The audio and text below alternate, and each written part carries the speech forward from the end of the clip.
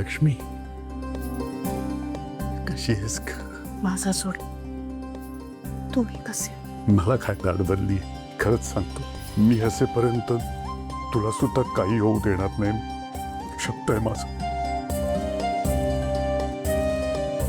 माहिती, तुमच्यासाठी शुद्धीवर आले. कशी आहेस ग तू? स्वतः आजारी आहेस आणि काळजी माझी करतेस. तुला असं हॉस्पिटलमध्ये बेडवर नाही ग पाहत मला. अगं तुला सांगू, तुझा श्वास फुलायला लागतो ना तेव्हा माझा श्वास बंद होतो. असं नाही बोलायचं. तू आहेस ना म्हणून मी आहे, लक्ष्मी आहे म्हणून मी वाचेन. खरंच सांगतो, हा तुझा हात हातात घेतलाय ना, तो आयुष्यभरासाठी आहे. असं मध्येच सोडणार नाहीये मी. माहिती आहे मला. आणि अहो, इतक्या सहजासहजी पिच्छा नाही सोडणारी लक्ष्मी तुमचा. मला सांगा, जानू आणि जयंतराव कसे आहेत? ठीक आहेत ना? या अवस्थेतही तू त्यांचा विचार करतेस? हो, असं काय करता? जे काही घडलं त्यानंतर मनात हा विचार येणारच ना. आपण आपल्या लेकींची लग्न लावून देतो आणि नंतर तर आई वडील म्हणून कदाचित दुर्लक्षच होत आहे आपलं. इतकं सगळं तिच्या आयुष्यात लग्न झाल्यापासून घडतंय आणि आपल्याला काही माहितीच नव्हतं. तू शांत हो, शांत हो. बघ अगं धाप लागते ना, नको ना इतकं बोलूस. जानूनं जे काही सांगितलं ते ऐकून मलाही खूप धक्का बसला आणि त्याच्यावर मार्ग काढू ना आपण. तू नको काळजी करूस. बघ तो विचार करण्याची ही वेळ नाही आहे. पण असं करून कसं चालेल? पण बिन काही नाही, आता अजिबात चालणार नाही. हे बघ लक्ष्मी, आता यापुढे तू फक्त तुझ्या आणि तुझ्या तब्येतीची काळजी घ्यायची, कळलं? तुम्ही बायका ना अशी छोटी मोठी दुखणी अंगावर काढता आणि मग हे असं होतं, एक दिवस दुखणं मोठं होऊन जातं. तुम्हाला नवऱ्याच्या गोळ्यांच्या वेळा बरोबर लक्षात असतं का? मुलांचे वाढदिवस लक्षात असतात, तुम्हाला सगळं करायचं असतं घरात. म्हणजे नातवंडांची हौस मौज करायची असते, त्यांचं कौतुक करायचं असतं. पण हे सगळं करताना स्वतःकडे कोण लक्ष देणार?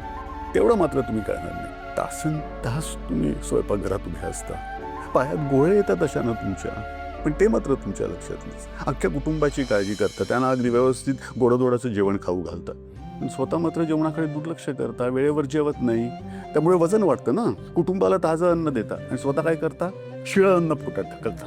लक्ष्मी अगं हे अहो काय रे, ऐक जरा माझं. हे बघ लक्ष्मी, संपूर्ण कुटुंबाची, आपल्या नवऱ्याची काळजी घेण्यात अख्खा जन्म जातो तुमचा, पण स्वतःची काळजी कधी घेणार? स्वतःकडे लक्ष कधी देणार? लक्ष्मी, तुम्ही हे विसरता की संपूर्ण कुटुंबाकरता तुम्ही धडपडत असताना त्या कुटुंबाचं धडधडतं हृदय तुम्ही असता ग, आणि त्याच्याचकडे तुम्ही दुर्लक्ष करता. कसं चालेल असं सांग बरं मला. अहो, बरं नाहीये ना मला. मग किती ऐकवताय? हो का? तसं अजून बरंच ऐकवायचं आहे. तू बरी होऊन घरी आलीस ना की मग ऐकवीन सगळं तुला. त्याच्याकरता थोडंसं असं बाजूला काढ. ठीक आहे, लावा शिस्त. अगदी छडीच्या धाकाने शिस्त लावा. लक्ष्मी, एक वचन देशील? यापुढे स्वतःला जपशील, अगदी नीट काळजी घेशील स्वतःची. तुझ्या करता नाही, माझ्या करता.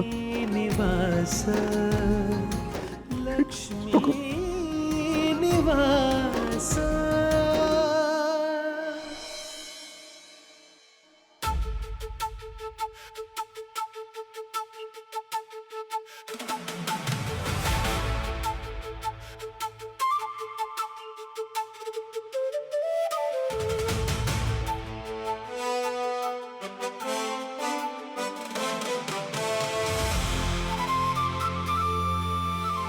वेंकी दादा, इकडे आहे ना, मला मदत करायला ये. अगं जानू, तुला हेल्प हवी आहे का? मग मी करतो ना हेल्प. वेंकी गेस्ट आहे आपल्या घरचा. जयंत सर, वेंकी दादा तुमच्यासाठी गेस्ट असेल, माझ्यासाठी तो माझा भाऊ आहे, कळलं? ये. वाह, वाह.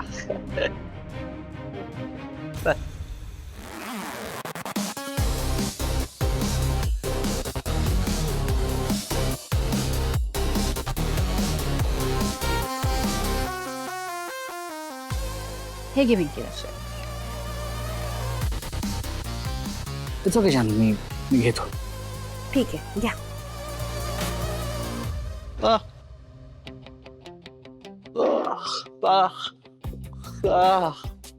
बाबांना कॉल करून आई कशी आहे हे विचारू. वेंकी दादा, नको अरे एवढी काळजी करूस. बाबा आहेत की नाही आईजवळ, आणि डॉक्टरांनी पण सांगितलंय आईला शुद्ध आली की आपल्याला तिला भेटता येईल. मग बाबा मला कळवतील फोन करून. मग आपण जाऊयात हा आईला भेटायला. वेंकी दादा, तुला पण जर का बोलता आलं असतं तर किती बरं झालं असतं ना. आपण खूप गप्पा मारल्या असत्या. मला सांग वेंकी दादा, तुझा आवाज अचानक कसा गेला? नाही म्हणजे तू लहान असताना तुला बोलता यायचं ना, मग तुझा आवाज कसा गेला?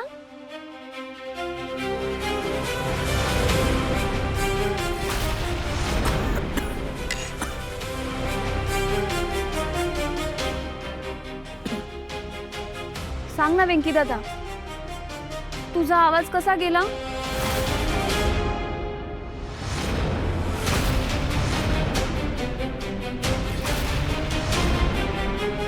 वेंकी दादा, काय झालं? लहान असताना? अच्छा, एक खोल खड्डा होता आणि तू त्या खड्ड्याच्या कडेला उभा होतास. काय? कोणीतरी तुला ढकललं? अरे बापरे. आणि मग तू खड्ड्यात पडल्यानंतर अच्छा, जोर जोरात ओरडत होतास, सगळ्यांना आवाज देत होतास, पण तुझा आवाज कोणीच ऐकला नाही.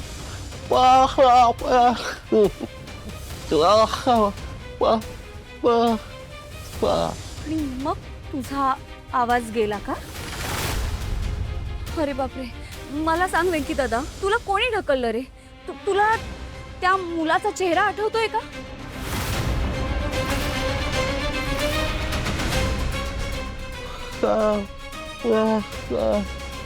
काय रे वेंकी दादा, तू असं कसं आठवत नाही तुला त्या मुलाचा चेहरा? बघ जरा, प्रयत्न कर. जानू, मी जरा आलोच.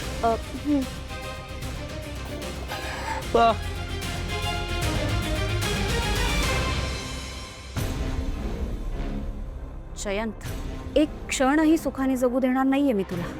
मला तुला सतत असंच अस्वस्थ बघायचंय.